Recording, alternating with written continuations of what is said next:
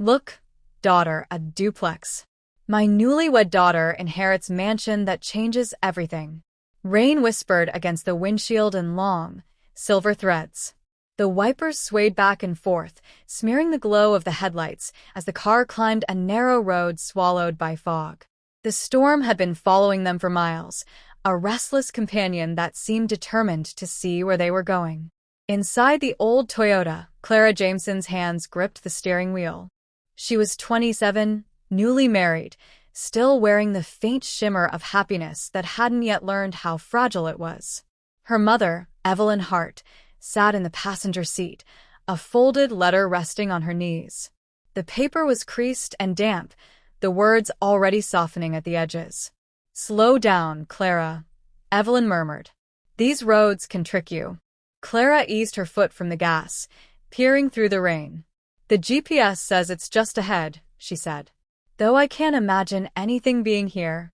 Her mother gave a small, strange smile. "That's the point." The fog parted briefly, and something emerged from it, twin rooftops rising from the hill like ghosts. Clara squinted through the windshield. "Look, daughter," Evelyn said quietly. "A duplex." But it wasn't a duplex. It was enormous. A mansion built from pale stone and dark oak, its towers standing like watchmen against the storm. The windows were black, the roofline symmetrical, each side mirroring the other perfectly. Rain cascaded down its walls in silver lines, and for a moment Clara thought it looked less like a house and more like a reflection of one, an image caught between worlds. The car rolled to a stop before a rusted gate. Clara shut off the engine. The sound of the rain grew louder, heavier. "This can't be it," she whispered. "It is," Evelyn said. "Ridgeway Hall." Clara turned to her. "I don't remember anyone in our family owning a place like this." Evelyn didn't look at her. "Not anymore, they don't." 2 weeks earlier, the letter had arrived tucked between bills and junk mail. To Mrs. Clara Jameson, née Hart. It had felt out of place, its envelope thick and cream-colored, the ink dark blue, written in a hand that belonged to another time. Inside was a printed message on law office stationery announcing the death of one Mrs. Margaret Elwood, her great-aunt, apparently, and the transfer of her estate, Ridgeway Hall, to Clara. At the bottom of the page, written in neat, slanted script, was one additional line. "Some inheritances choose their heirs, not the other way around." Clara had shown the letter to her mother that afternoon. Evelyn's hands had trembled when she saw the name. She didn't explain, only said they should go see it together before deciding what to do. Now they stood at the gate, the rain pooling at their feet. The iron hinges screamed when Evelyn pushed them open. Weeds brushed against their legs as they followed the overgrown path to the door. The air smelled of pine and rust. The key fit perfectly, though the lock resisted, as if the house was reluctant to wake. When the door finally opened, a gust of cold air swept past them. The foyer stretched wide and high, its twin staircases curving upward to meet on a landing above. A chandelier hung crooked from the ceiling, its crystals trembling with each gust. On the mantel lay an envelope sealed with red wax. Clara picked it up and broke the seal with her thumb. "To the new mistress of Ridgeway Hall, welcome home. This house keeps what it remembers. Treat its silence kindly." She read it aloud, her voice trembling. Evelyn said nothing, her eyes wandering to the staircase, as though something waited there. They chose adjoining rooms for the night. The storm thickened outside until it felt as though the walls themselves were breathing. Clara couldn't sleep. The house creaked and sighed like something old trying to remember how to move. When she finally gave up on rest and stepped into the hall, moonlight was pouring through tall windows, turning the dust into glitter. Something glimmered near the fireplace, a photograph half buried in debris. She brushed it clean and froze. 2 young women stared back from the picture. One smiled brightly, the other's expression was unreadable. They were identical. On the back, in faint pencil, "Margaret and Evelyn, 1962. Clara carried it upstairs and knocked on her mother's door. Evelyn opened it almost immediately, as though she hadn't been sleeping either. "Mom," Clara whispered, showing her the photograph. "You had a sister?" Evelyn's face went still. "No," she said softly. "I had a shadow." When Clara finally drifted into uneasy sleep, she dreamed of the mansion again, except it wasn't quite the same. Everything was reversed, the staircases, the furniture, even the portraits. Only the right wing of the house remained. A woman who looked exactly like her mother stood at the top of the stairs, her hair dark and her eyes distant. "Don't open the right wing," the woman said. "It remembers what we buried." Clara woke gasping, the sheets damp with sweat. Her window was open though she had locked it. The wind hissed through the curtains, carrying the faintest trace of a lullaby. The next morning, a black sedan appeared at the gate. A man in a gray suit stepped out, holding an umbrella that seemed untouched by rain. His movements were slow, deliberate, as though he'd made this visit before. "Mrs. Jameson," he greeted when she opened the door. "My name is Victor Langley. I represent Arcturus Development Group.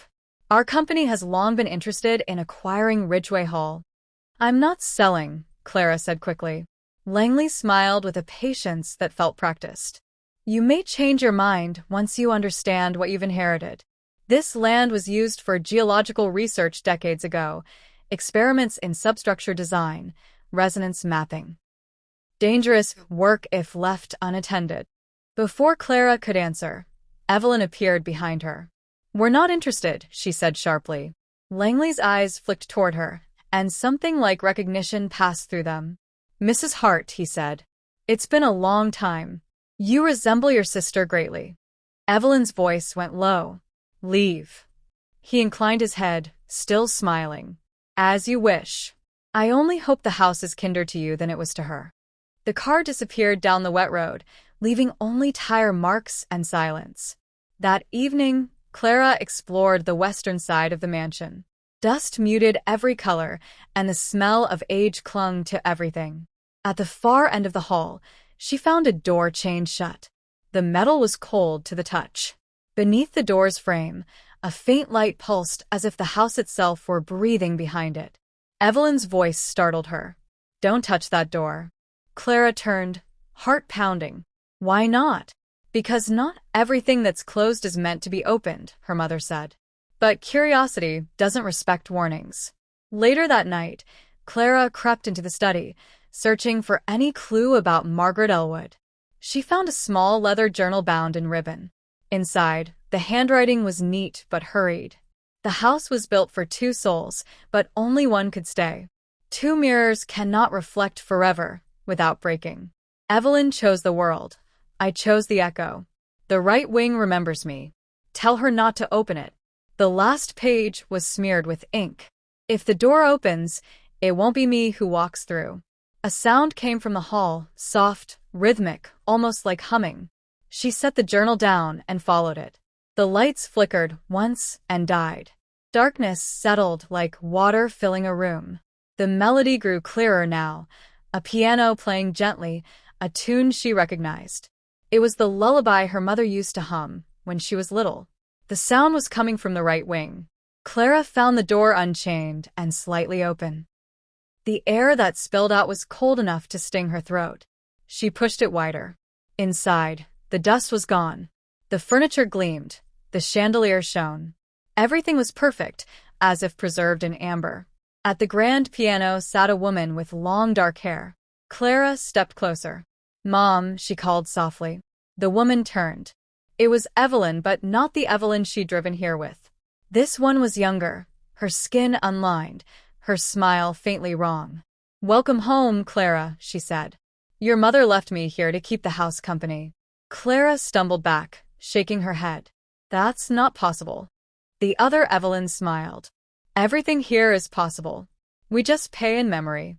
When Clara ran downstairs, her mother was waiting at the base of the stairs, pale and trembling. "I told you not to go there," she said. "Who is she?" Clara demanded. Evelyn's eyes filled with tears. "She's me. Or what I left behind. You're great and built this place to hold us both. We were never twins. We were one person divided." The storm roared against the windows as she spoke. "Margaret called it the Reflection Project. She thought a house could contain two versions of time, one that moves forward and one that waits. She succeeded, but the cost was me. You left her here, Clara whispered. Evelyn nodded. And she's been waiting ever since. Lightning flashed, throwing long shadows across the walls. The house seemed to tremble, as though something inside it was stirring. That night, Evelyn couldn't sit still.